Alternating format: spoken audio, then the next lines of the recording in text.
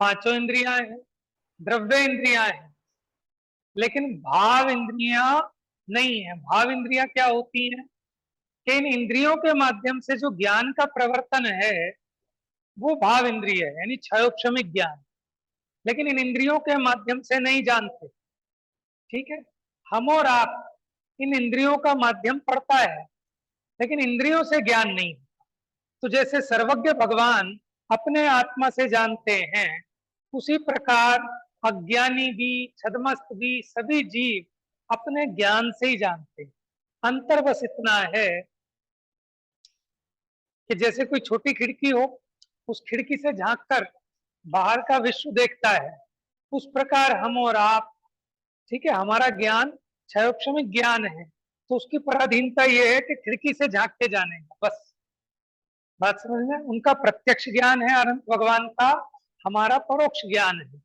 लेकिन ज्ञान ज्ञान से होता है, ज्ञान इंद्रियों से नहीं होता, ज्ञान इन जड़ ज्ञेयों से नहीं होता, ज्ञान कर्म से नहीं होता। ये बात समझने की। भाव इंद्रियां किसे क्या होती है कि इंद्रियां जो है दो प्रकार की, द्रव्य इंद्रिय और भाव इंद्रिय। द्रव्य इंद्रिय तो पुद्गल की रचना है, नाक, आंख, कान, ठीक है, जिव्या, ये स्पर्शन माने जो छूने का ज्ञान होता है, ये तो पुद्गल की रचना है, इसको कहते हैं द्रव्य इंद्रिय। अब आत्मा इसमें से निकल गया, ये इंद्रियां तो बराबर वैसी की वैसी पड़ी हैं, लेकिन ये जानने में साधन नहीं होती। तो इंद्रियों के माध्यम से प्रवर्तने वाला ज्ञान वो कहलाता है भाव इंद्रिय। और समझना, भाव इंद्रिय जो है वो जीव की ज्ञान की पर्याय का नाम भाव इंद्रिय है। ये पुद्गल की इंद्रिय का नाम भाव इंद्रिय नहीं। जो सूक्ष्म ज्ञान इंद्रियों के माध्यम से जानता है उसका नाम है भाव इंद्रिय ज्ञान। ठीक है, वो भाव इंद्रिय ज्ञान की पर्याय है, लेकिन वो मेरा स्वाभाविक रूप नहीं है, वो विभाव दशा है। क्योंकि क्षयोक्षम ज्ञान वो स्वभाव नहीं है। ज्ञान कैसा मेरा स्वभाव है? क्षयिक ज्ञान।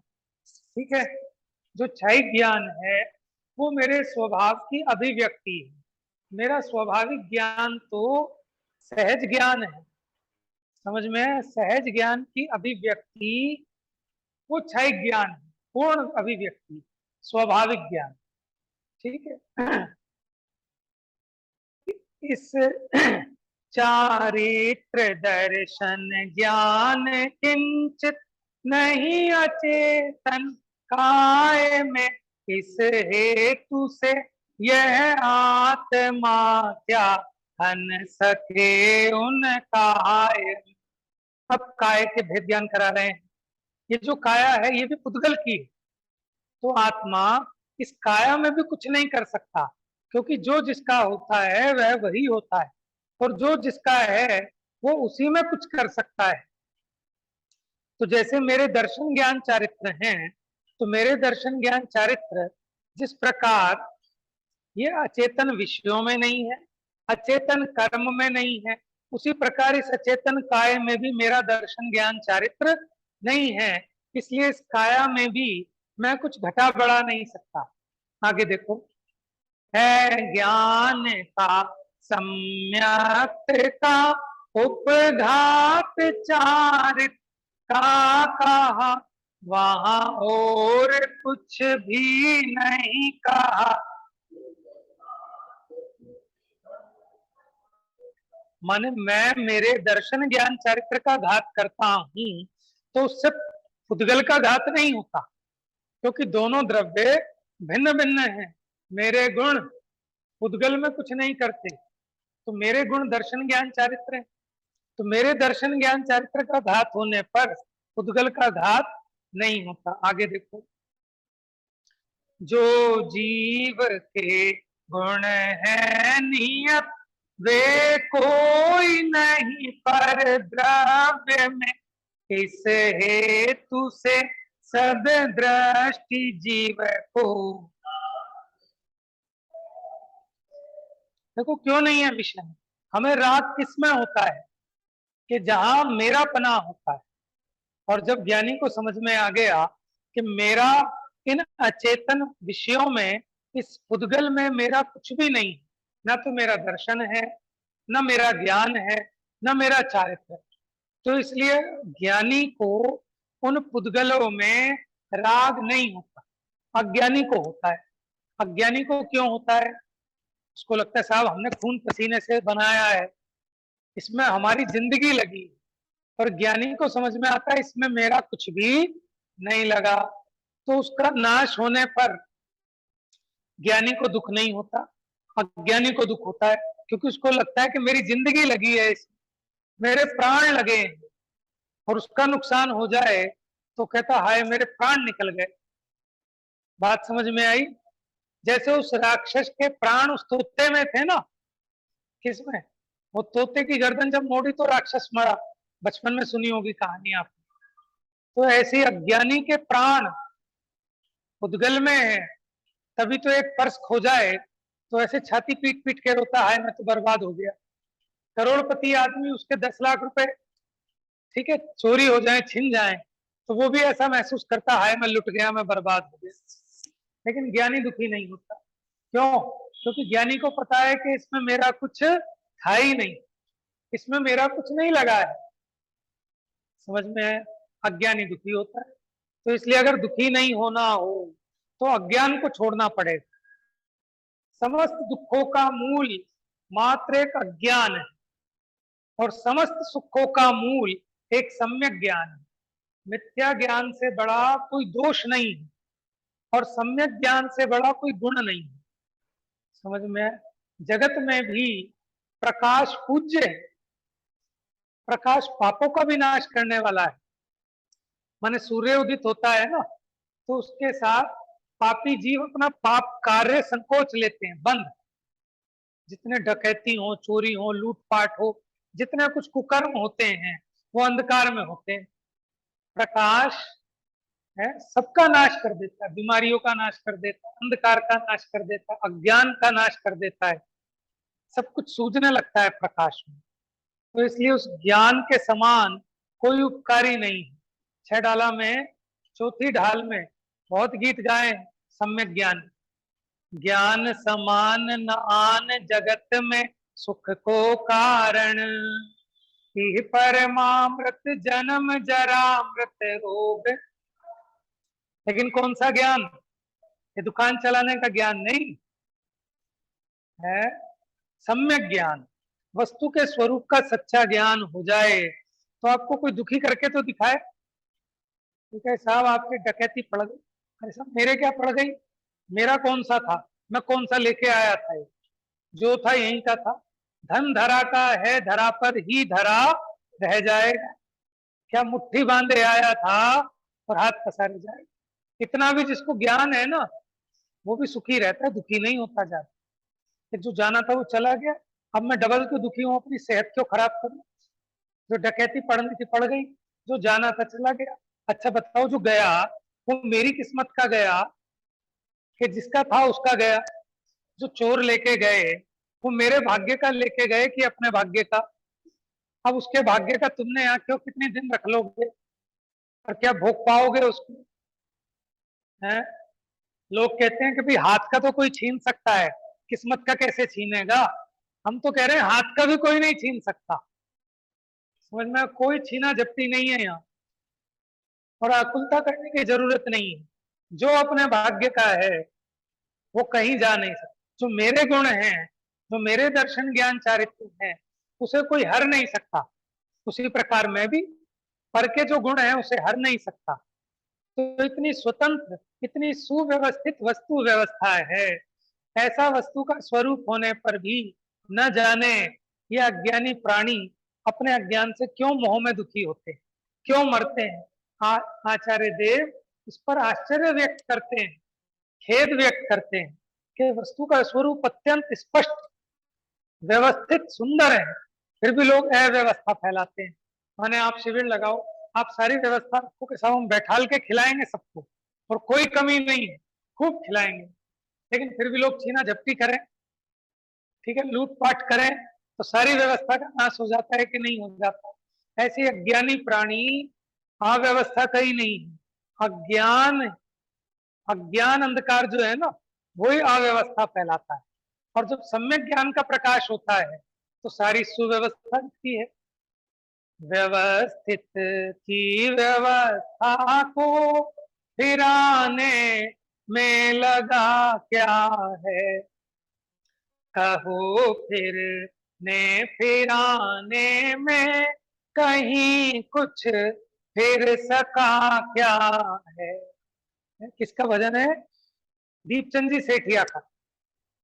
अटल विश्व मर्यादा है, उसमें लिखते हैं बढ़िया बढ़िया भजन। आप सोचो, लगाओ दुकान पे बैठ के कि मेरी चतुराई से पैसा आ रहा है क्या? 1 मिनट में चतुराई निकलती है। सामने वाला 100 का देता है, हम 500 के 2 वापस लौटाते हैं। मैं क्या समझ करके इसने 2000 का नोट दिया था? ये सब कैलकुलेशन चलती है। बाकी मिलता उतना ही है जितना किस्मत का है। ऐसे लोग देखे होंगे बहुत कम कमाते हैं लेकिन अच्छी जिंदगी जीते हैं, खुला खर्चते हैं, खुला खाते हैं पीते हैं, फिर कमी नहीं। और ऐसे ऐसे करोड़पति खूब कमाते हैं, फिर खाने पीने के लाले, फिर रोते रोते मर जाते हैं पूरी जिंदगी। तो वो भी तो नक्की है? जो जो देखी बीत राग ने, सो हो सी बीरा रे, अनहोनी कबहू नहीं होसी, काहे होत अधीरा। समयो एक बड़े नहीं घट सी, जो सुख दुख की पीरा रे, तू क्यों सोच करे मन कूड़ो, होए वज्र जो हीरा। तो भैया एक समय भी जितना दुख है वो कोई घटा नहीं सकता। पूरी दुनिया के बढ़िया से बढ़िया वैद्य मिल जाए लेकिन समय से पहले तेरा दुख मिटा नहीं सकता। ऐसे समस्त जगत के अज्ञानी दुर्जन मिल जाएं लेकिन तेरे सुख को एक समय कमती कर नहीं सकते। तो फिर तू सोच करने की जरूरत क्या है? क्यों सोच सोच कर अपने मन को कूड़ा करता है? अब हम कुछ नहीं सोचेंगे। सोचेंगे क्या नहीं? जिसको ये वस्तु स्थिति ज्ञान में रहेगी, जिसके ज्ञान चक्षु खुल जाएंगे, जो सम्यक ज्ञान का प्रकाश से पूरित हो जाएगा जिसका हृदय, उसको विकल्प उत्पन्न ही नहीं होंगे। जब आपको ये बात ख्याल में होगी कि मेरे दुख को कोई मिटा नहीं सकता, तो कसम से आपको किसी डॉक्टर के पास जाने का भाव भी उत्पन्न नहीं होगा कि डॉक्टर क्या करेगा, अपना दुख तो मिटा ले है, और मेरे सुख को कोई छीन ना ले। तो किसी से डरने की, भय खाने की जरूरत नहीं, क्योंकि कोई छीन ही नहीं सकता, कोई कमती बढ़ती कर ही नहीं सकता। बताओ कैसा आनंद है? ये निराकुलता का नाम आनंद है और कुछ अलग से नहीं है। निराकुलता उसी का नाम आनंद है, उससे बढ़ के कोई आनंद नहीं होता। चलिए आगे देखते हैं। अनुराग द्वेष विमोह तो जीव के अनन्य परिणाम है, इस हेतु से शब्दादि विषयों में नहीं राग आदि है। देखो, ये मोह राग द्वेष ये किसके परिणाम है? देखो गाथा में देख के बोलो, किसके अनन्य परिणाम है? जीव के। यहाँ तो ये कह रहे हैं ऐसा नहीं है कि जीव अलग हो और राग अलग हो, कि जीव जो है वो विंध्याचल में हो है और वो हिमाचल में हो, ऐसा नहीं। क्यों? माने राग कहीं और होता है, ऐसा नहीं, जीव का ही परिणाम है। इस हेतु से शब्दादि विषयों में नहीं राग आदि। और ये जो रागादि परिणाम है ना, ये शब्द में नहीं है। तो वो शब्द सुन के आपको राग हो गया, बढ़िया संगीत आपने सुना तो आपको राग हो गया, तो वो शब्द में नहीं था राग। राग कहाँ था? या चित्त में उत्पन्न हुआ है। माने सुंदर अप्सरा को देखकर उन ऋषि विश्वामित्र को काम विकार उत्पन्न हो गया। तो वो काम विकार कहाँ से आया? उस अप्सरा में से आया, उसी में से आया, क्योंकि सुंदर थी, असुंदर होती तो नहीं आता। कि नहीं, वो कहाँ उत्पन्न हुआ? ये चित्त में। वो जीव का अपना परिणाम। और कोई ये मान बैठे सर्वथा कि स्त्री में से काम विकार उत्पन्न होता है, रसगुल्ले में से वो खाने संबंधी वो विकार उत्पन्न होता है, तो वो कभी भी अपने विकार को दूर नहीं कर सकता। समझ में आया? तो यहाँ कहते हैं वो राग द्वेष मोह जीव के अनन्य परिणाम है, इस हेतु से शब्दादि विषयों में नहीं राग आदि है। और ये जो जीव के राग आदि भाव है, ये पांच इंद्रियों के विषयों के कारण नहीं होते, अचेतन काया के कारण नहीं होते, अन्य पुद्गलों के कारण नहीं होते। कैसे होते हैं? अपनी स्वयं की अज्ञानता से, वस्तु तत्व के संबंध में अपनी अनभिज्ञता से होते हैं। तो कब नहीं होंगे? कि जब वस्तु तत्व का सच्चा स्वरूप अपने ज्ञान में भाषित होगा, तो अपनी परिणति में कषाय भाव उत्पन्न ही नहीं होगा, राग द्वेष उत्पन्न ही नहीं होंगे।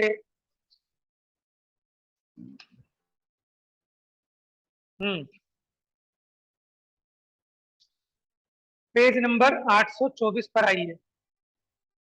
समझ में आ गया सबको इतना गाथाकार? 824 पर भावार्थ पढ़ते हैं। आत्मा के अज्ञान में परिणाम रूप राग द्वेष मोह उत्पन्न होने पर आत्मा के दर्शन ज्ञान चारित्र आदि गुणों का घात होता है। देखो, मोह राग द्वेष के उत्पन्न होने से आत्मा के दर्शन ज्ञान चारित्र गुण का घात होता है। अब आप कहोगे गुण का घात तो हो ही नहीं सकता, गुण तो अनादि अनंत है। कि उन गुणों की शुद्धता, उन गुणों की स्वाभाविक पर्याय उत्पन्न नहीं होती, यही है कि उस गुण का घात होता है। किंतु गुणों के घात होने पर भी अचेतन पुद्गल द्रव्य का घात नहीं होता। क्या? देखो, आत्मा राग तो करे, लेकिन आत्मा के राग करने से पर द्रव्य का भला नहीं हो सकता। आप खूब राग करो कि साहब क्या है कि फैले प्रेम परस्पर जग में, मोह दूर ही रहा कर। आप भावना तो भा सकते हो, लेकिन आप कर कुछ नहीं सकते परम। और आपको जो फल मिलता है ना, वो अपनी भावना का ही मिलता है। करना वरना कुछ आपके बस की नहीं है। मोदी जी को लगता है कि मैं देश को चला रहा हूँ। बताओ कौन चला रहा है? मोदी जी नहीं चला रहे थे।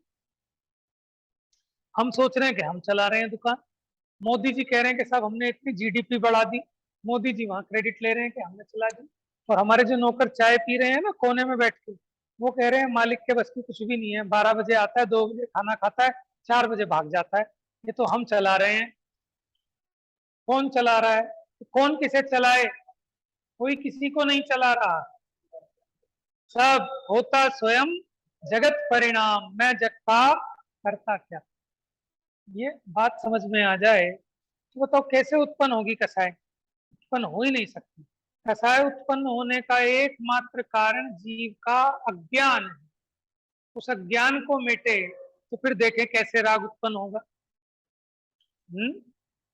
तो अज्ञान पर कुठाराघात कर, इस अज्ञान को दूर करने के लिए ज्ञान करना है। और ज्ञान का कारण, देखो सुखी होने का कारण ज्ञान है। ज्ञान समान न आन जगत में सुख को कारण। और उस ज्ञान का कारण क्या है? ये शास्त्राभ्यास। समझ में? ज्ञान का कारण ताते जिनवर कथित तत्व अभ्यास करीजे, संशय विभ्रम मोह त्याग आपो लख लीजे। कि अपने स्वरूप को देखने का अभ्यास करो कि मेरा स्वरूप समस्त पर द्रव्यों से न्यारा है, और मुझे कोई दुखी कर सके ऐसी किसी में दम नहीं। वो है ना, हमारा कोई बिगाड़ सके ऐसा जमाने में दम नहीं। जमाना हमसे है, हम जमाने से नहीं, ऐसा कहते हैं ना। क्या है वो? क्या ऐसे ही है? लेकिन हम ये कहते हैं कि जमाना जमाने से है, हम हमसे हैं। है?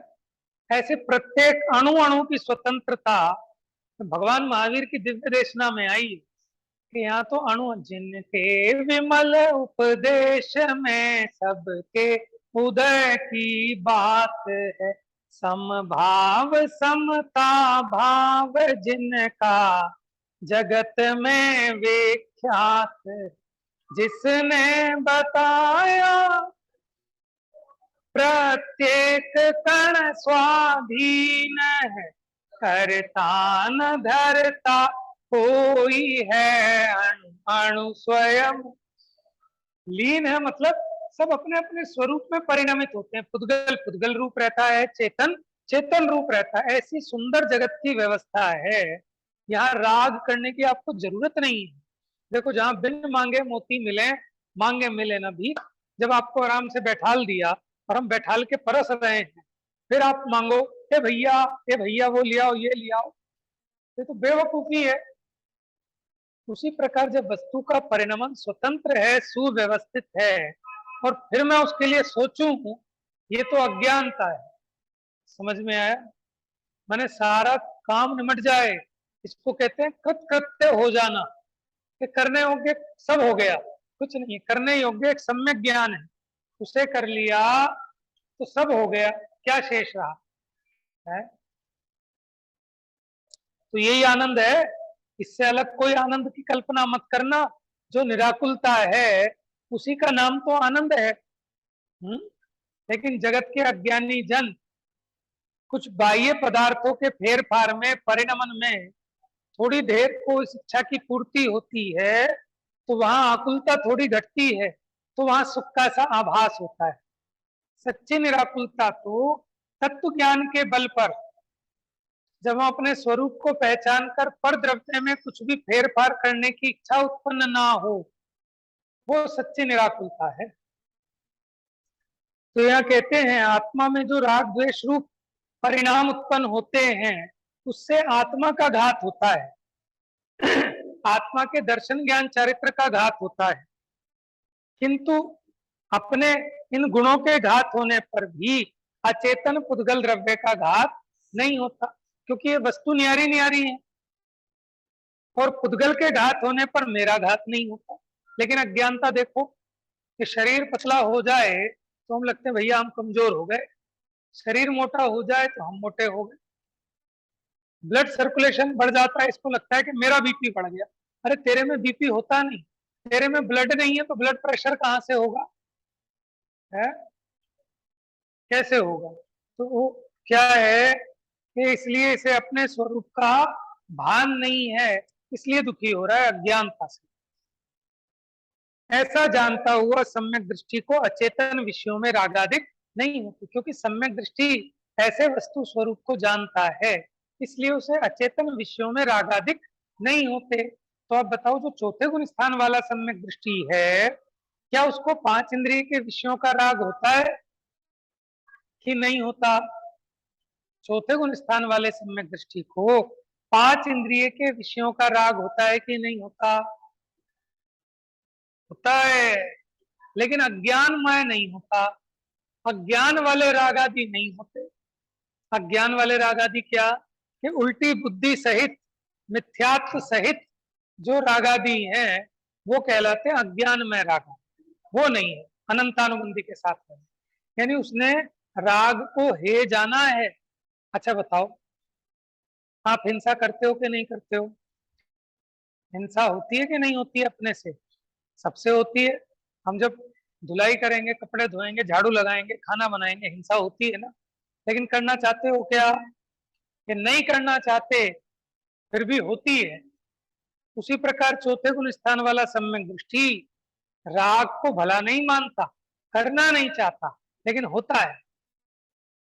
समझ में है?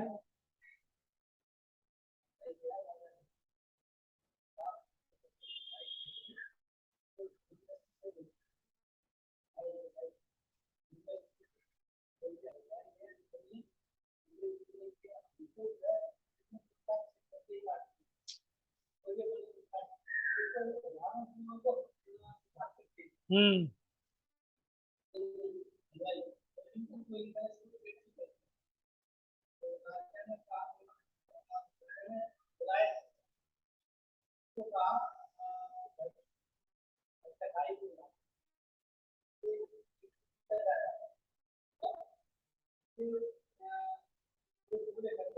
बहुत बढ़िया, बहुत बढ़िया।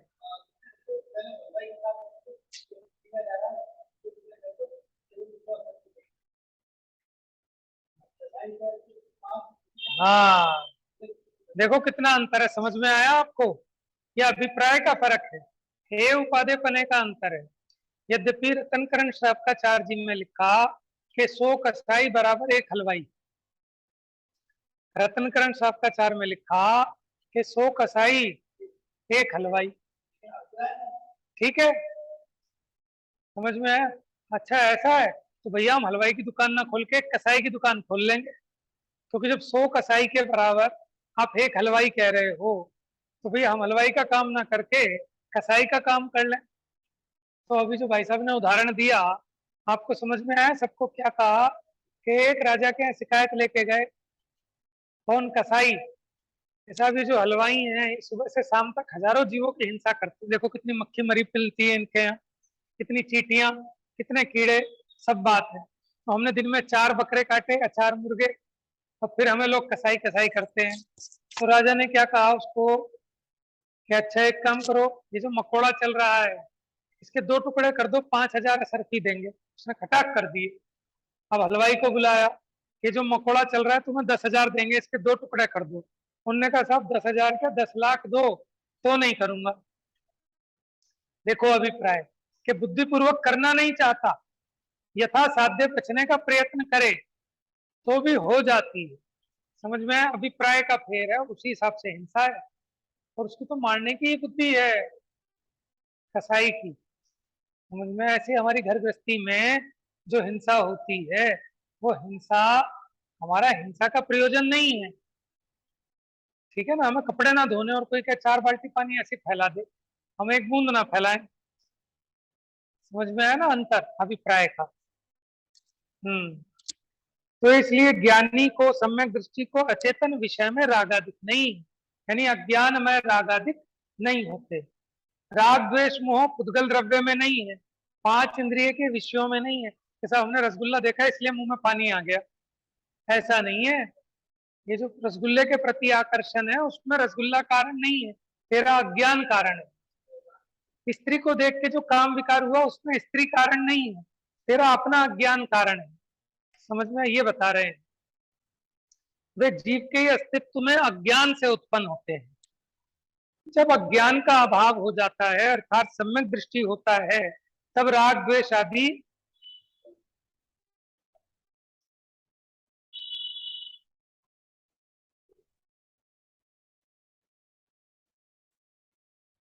गलत छप गया ना, तब राग द्वेष आदि उत्पन्न नहीं होते जब सम्यक दृष्टि हो जाती है। इस प्रकार राग द्वेष मोह ना तो पुद्गल द्रव्य में है और सम्यक दृष्टि में भी नहीं होते, इसलिए शुद्ध द्रव्य दृष्टि से देखने पर वे है ही नहीं, और पर्याय दृष्टि से देखने पर वे जीव की अज्ञान अवस्था में है। देखो पुद्गल में नहीं होते राग आदि, और ज्ञानी को नहीं होते, अज्ञान दशा में होते हैं, और होते हैं तो अपने अज्ञान से होते हैं, उसको मेटने लायक है। एक कलश पढ़ते हैं बस, फिर बाकी चर्चा इसकी कल करेंगे। रा राग द्वेषा विहि भवति ज्ञानमा ज्ञान भावा, तो वस्तुत्व प्रणिहित दृशा दृश्यमानो न किंचित, सम्यक दृष्टि छपयतु ततः तत्वदृष्ट्या स्फुटं तो ज्ञान ज्योतिर ज्वलति सहजम येन पूर्णा चलार्ची। भावार्थ चलो श्लोक भी पढ़ लेते हैं 5 मिनट में। इस जगत में ज्ञान ही अज्ञान भाव से, क्या कह रहे हैं? इस जगत में ज्ञान ही अज्ञान भाव से राग द्वेष रूप परिणमित होता है। अब बताओ इसी में से देखकर राग द्वेष रूप कौन परिणमित होता है? ढंग से देख के बताओ।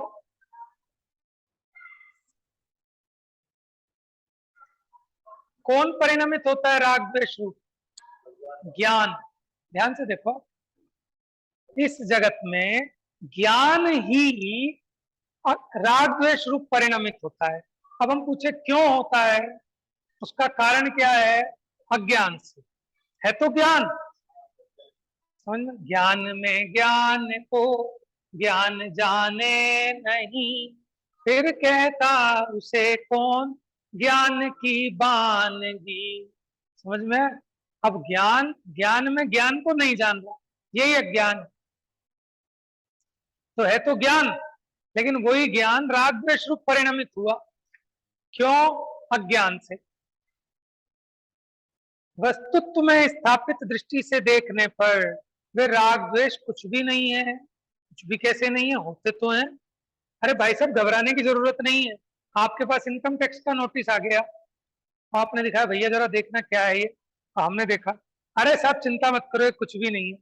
तुम कह रहे हो चिंता मत करो, वहां उन्होंने लिखा है 4 करोड़ का, ठीक है, आपका ये ट्रांजेक्शन हुआ है, आप कह रहे हो कुछ भी नहीं है। कुछ भी नहीं है मतलब ऐसा नहीं है कि जिसको सुलटाया ना जा सके।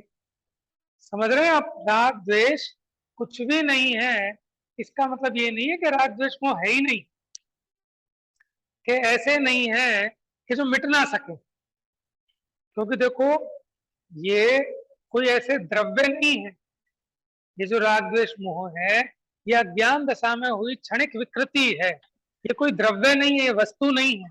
हाँ, अगर कोई द्रव्य होता, कोई वस्तु होती, तो इसका कभी नाश नहीं हो सकता था, क्योंकि जो सत है उसका कभी विनाश संभव नहीं है। तो ऐसा नहीं है कि मेटा ना जा सके, इसलिए वो कह रहे हैं कि राग द्वेष मोह कुछ नहीं है, घबराओ मत। भाई साहब, मेरी जानकारी है और एक बढ़िया वकील मेरी नजर में है, 1 लाख रुपए वकील फीस लेगा और 1100 रुपए वहां पेनल्टी जमा होगी, सब रफा दफा हो जाएगा। तो आप कहोगे अच्छा साहब खत्म हो गया काम, हो गया? नहीं, अभी तो वकील भी नहीं किया, अभी डेट भी नहीं लगी, फिर भी कहते हो खत्म हो गया। कि हाँ हो गया, क्योंकि हमारा श्रद्धांत सही हो गया, सम्यक ज्ञान हो गया। अभी अंधकार था तो हाथ पे फूले जा रहे थे, ठीक है, कहकर बढ़िया छोले पूड़ी बनवाए थे, और आए और श्रीमती ने लगाया, हमने कहा हटाओ, हमें मन नहीं है खाने का। क्यों? इनकम टैक्स का नोटिस।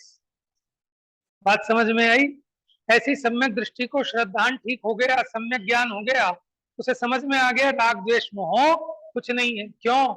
कि हमारा वकील कौन है? कि कुंद कुंद आचार्य वकील है हमारे। तो हमें समझ में आ गया कि साहब ये काम ऐसे मिट जाएगा। ओहो, हो गया सम्यक दर्शन। हम्म। हाँ, तो ऐसे वस्तु में स्थापित दृष्टि से देखने पर वे राग द्वेष कुछ भी नहीं है।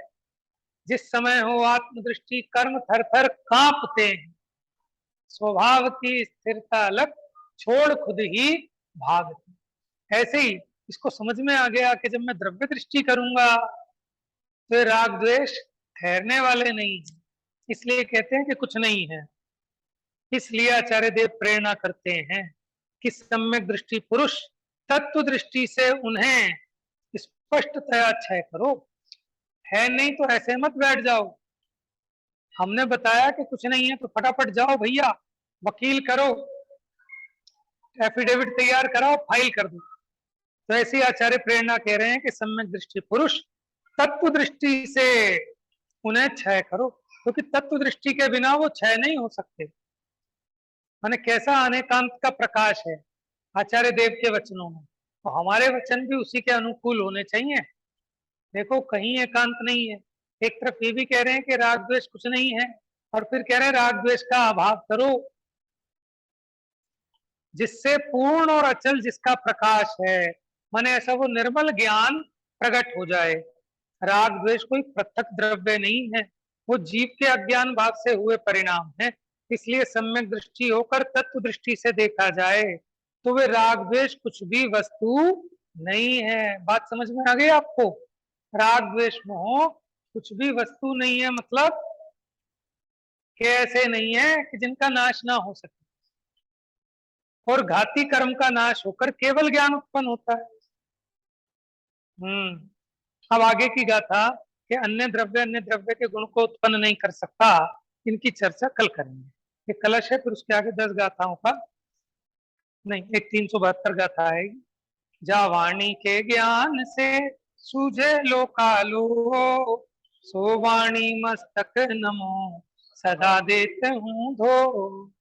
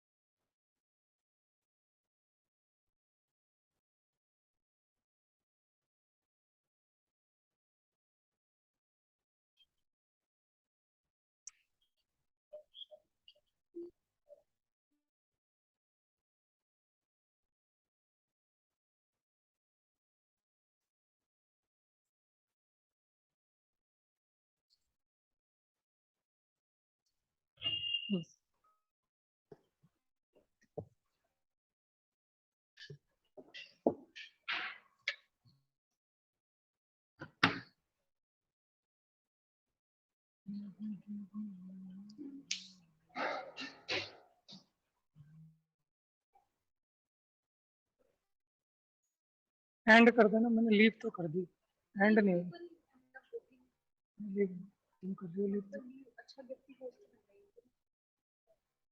चलो ऐसी